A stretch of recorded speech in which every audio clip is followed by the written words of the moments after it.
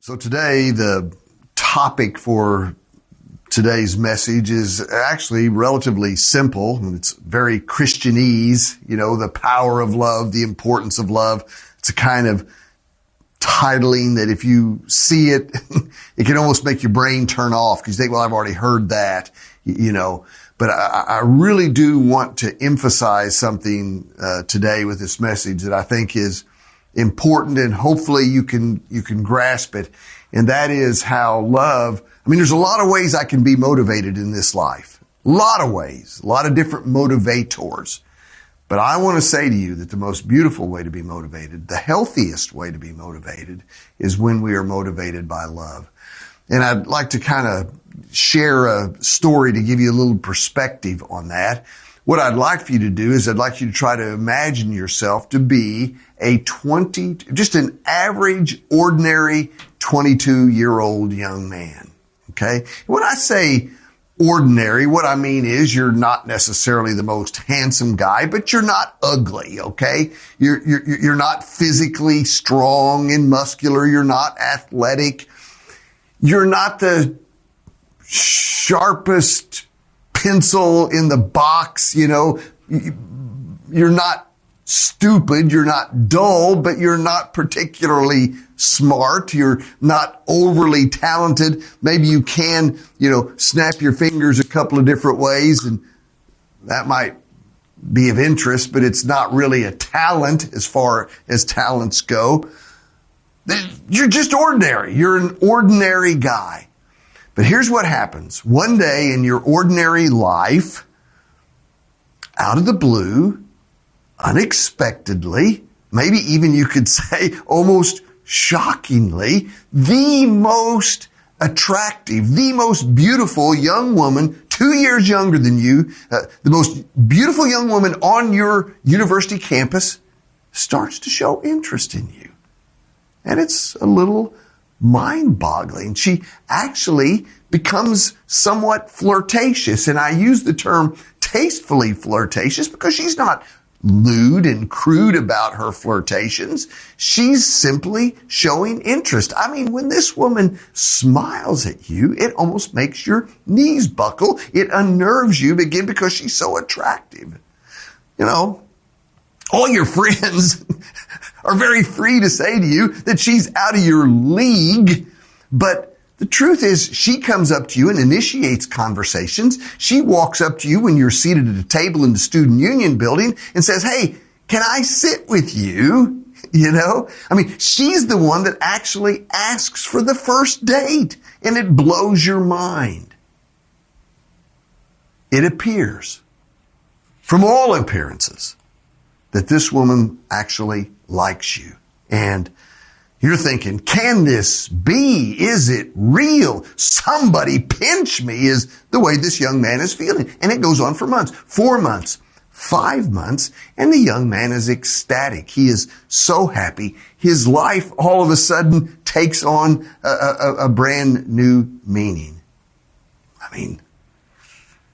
After 5 months, can this be love? Is it love that's behind all of this? What's going on? He loves everything about his relationship with her. His life has never been better. But one day, very mysteriously, he receives an anonymous note that's attached to his dormitory door. And the note says, go talk with your dad about Andrea. That's her name, Andrea. Things are not what you think they are. Well, he doesn't like this. This doesn't make him happy, but he goes to see his dad, and as he tries to talk to his dad about this note, his dad is at first kind of off-putting, doesn't want to talk, acts ignorant, seems to be oblivious to the meaning of the note. until after pushing him harder, Dad finally spills the beans. And this is what he says: Andrea doesn't really love you or even like you. And the only reason that she's been showing interest in you is because Dad has paid her $50,000 to act like she likes him. Wow. Now, if you're this young man now, how does this change the story? What do you think about their relationship now? And of course you realize, well, there's really no relationship. It's not real. It's been manipulated. It's been paid for. It's not coerced in the technical sense of coercion, but it's fake, wrongly motivated. If you only love me because you have to, or because someone's paying you to, well, that's just not right. It's not real. If you go back to my original slides with this message, I'm talking about the power and the importance of real love, genuine love, authentic love. The most beautiful way to be motivated, the healthiest way to be motivated, is when what you do because you really love. That's the point that I'm trying to make. Again, there's a lot of different ways that I can be motivated. Sometimes people are motivated by guilt. Sometimes people are motivated by fear. Sometimes people are motivated by self-interest. And I'm not saying that these are all wrong or always wrong.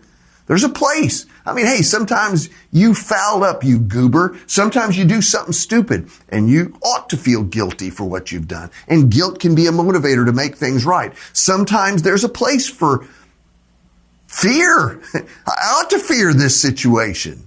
I ought to fear that gun being pointed at me, or that knife, or whatever it is. There's a place for being motivated and self-interest. Hey, you ought to brush your teeth. You ought to take a bath. You know what I'm saying? There is a place for these motivations, but the point that I'm going to try to make with this message today is that love is a better form of motivation. It's greater than these kinds of motivations, Imagine a little 18-month-old toddler, a little boy, and you like to cook, and you've got the stove fired up a lot, the oven, the stove top, and you want this toddler to understand the danger of a stove, a hot stove. So you bring it close and you say to him, hot, hurt, burns, stay away, danger, And in fact, about a week or two later, the little boy walks up to the stove and he mimics you. He goes, hot, hurts. And you go, yeah, buddy, that's good. Glad you remember that. That kind of fear is an appropriate response to a hot stove by a toddler. But fast forward 30 years, and this toddler is now 31, 32 years old. And if as a 32-year-old young man, the young man walks up to the stove and he goes, hot, danger, hurt me. Well, you think, you're crazy, boy. There's something wrong with a 32-year-old who's afraid of a stove. It's good to have a healthy respect for a hot stove. But something needs to change in you as you get older. You need to realize, hey, I love to cook. I love to produce, prepare, cook tasty meals for my family, You understand the importance of a stove as a tool to make tasty things, You're driven by a love for cooking and love for your family. It's different. There's a place for guilt and fear and self-interest and motivation, but the point I'm trying to make is there's a power in love. And so one day when Jesus was asked the question, I talked about this last week in my message, what is the most important commandment in the law? He didn't say guilt. He didn't say anything about fear or self-interest.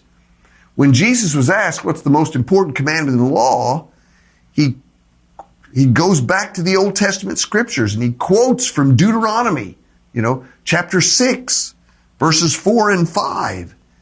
And he says, this is the most important. Love. He talks about the motivation of love. This is most important. Now, not guilt, not fear, not self-interest. If guilt is your only motivator, over a period of time, you're just going to get depressed. If fear is your only motivator, over time, you're going to become like a paranoid, crazy man. If self-interest is your only motivator, over time, you're going to become selfish, a selfish bum that nobody wants to hang with. You see my point?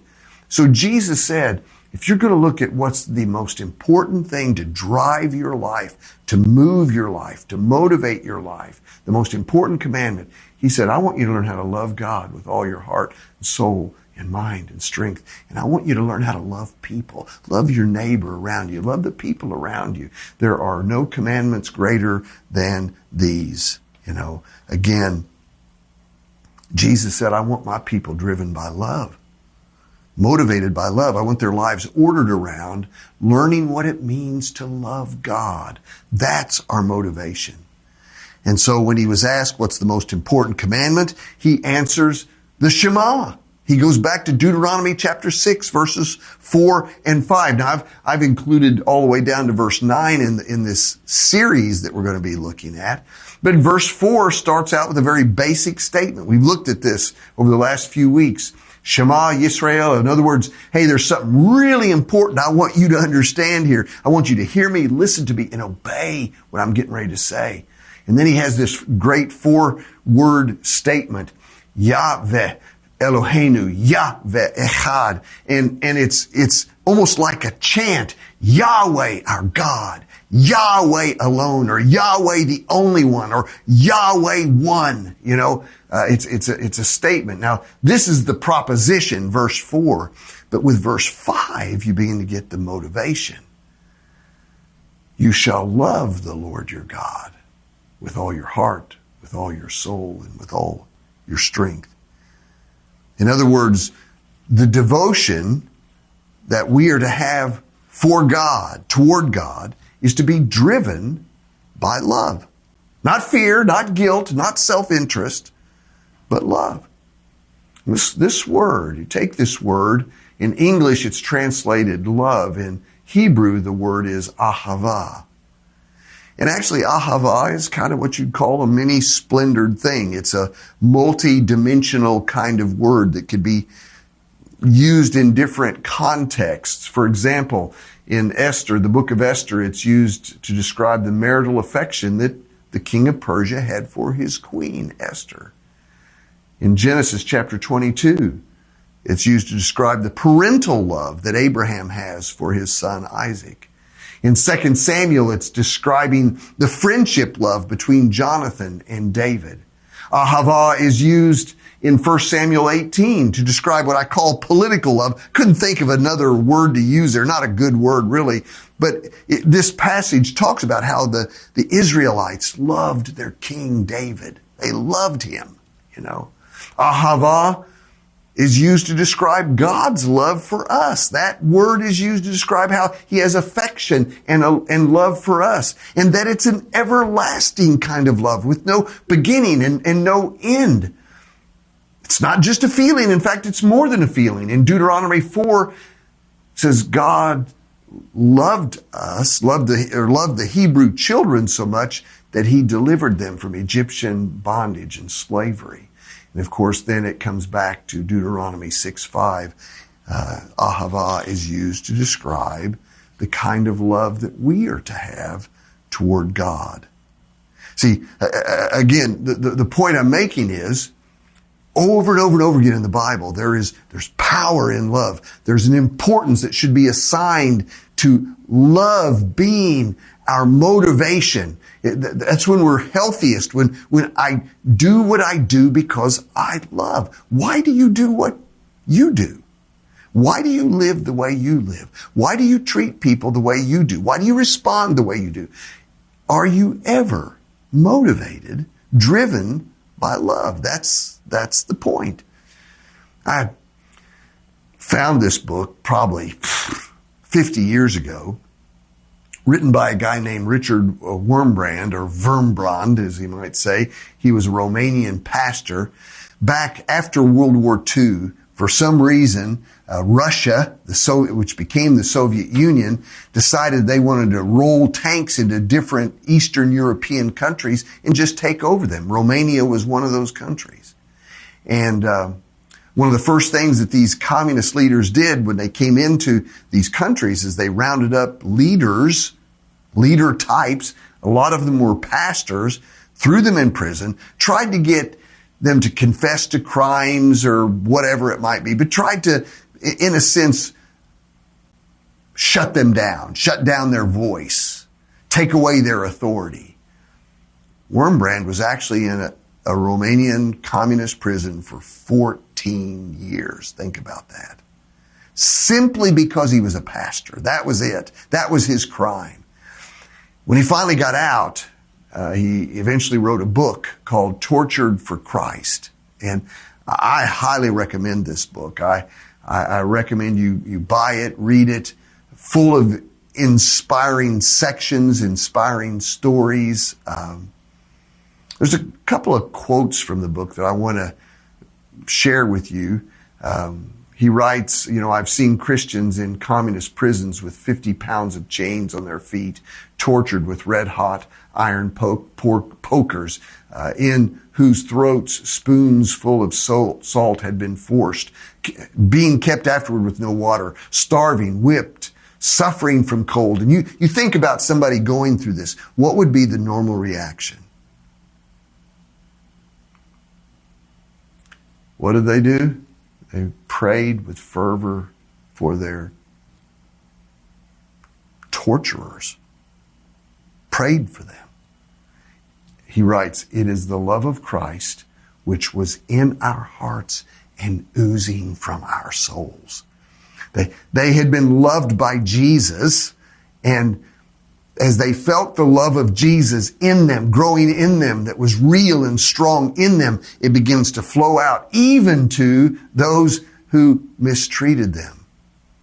This is love as a motivator. It's the healthiest way to love. They could have gotten angry. They could have become embittered. You could understand it.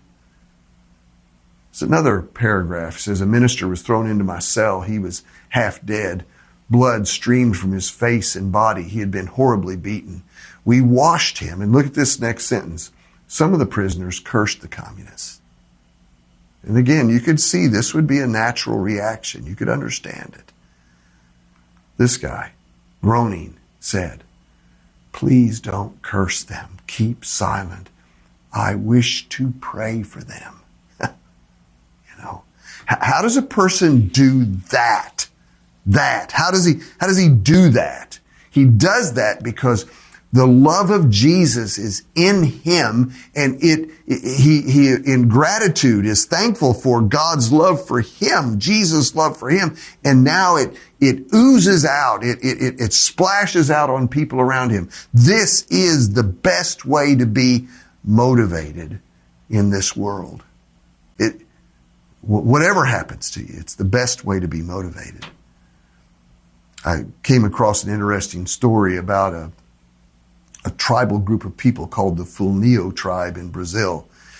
About 70 years ago, Wycliffe Bible translators, this is a missionary ministry that sends people into regions of the world where they do not have Bibles in their own language.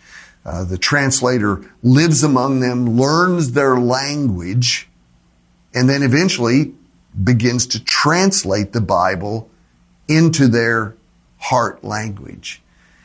And when Wieland and his wife first arrived, they had a moniker that they attached to him. They called him the white man.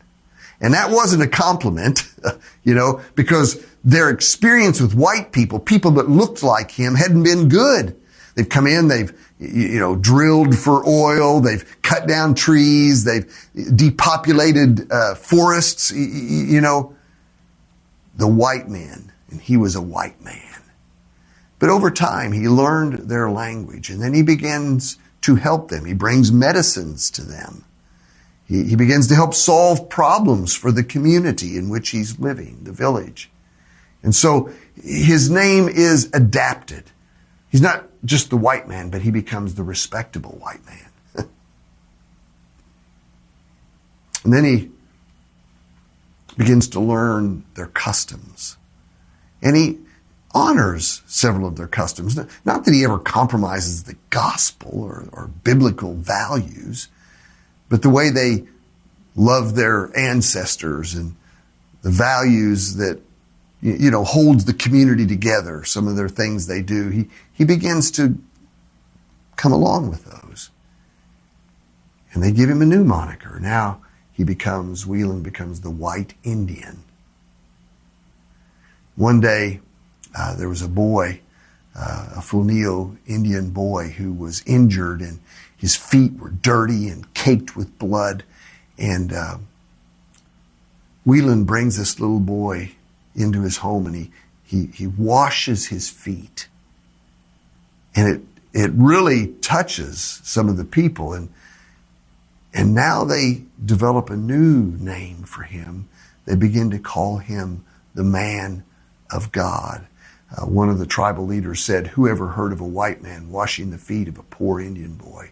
Certainly this man is from God." He is from God.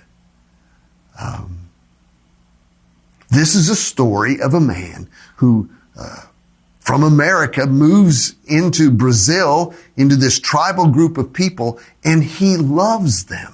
He is loved by Jesus. He is saved by Jesus, transformed by Jesus. He is thankful for what Jesus has done for him. And that love that he feels from Jesus begins to ooze out of him, and it begins to flow into how he loves the people around him.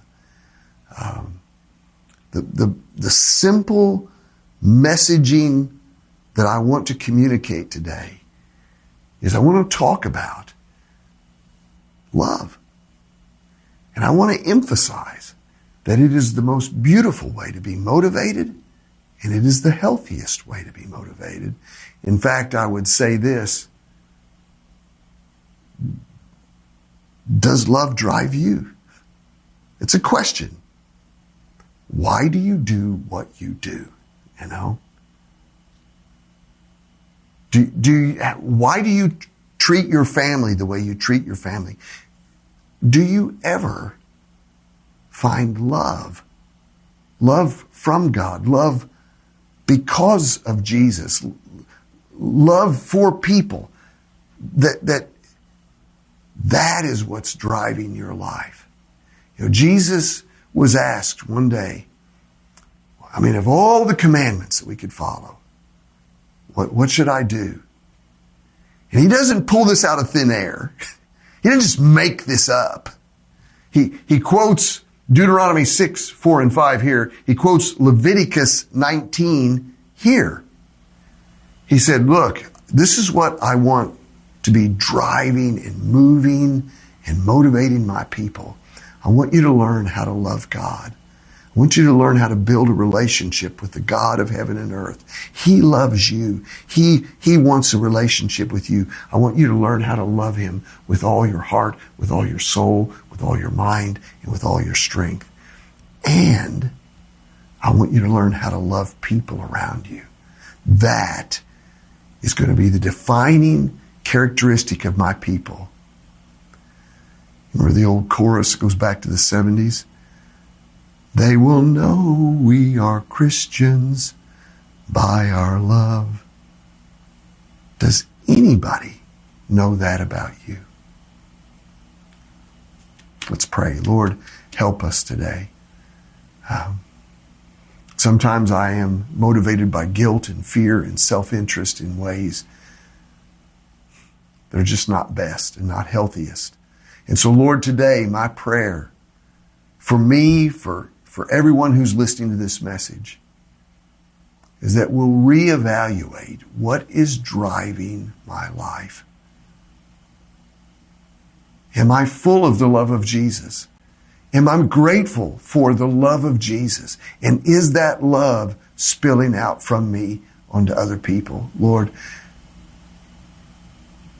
may this be our motivational force, the fuel which drives our engines. In Jesus' name I pray. Amen.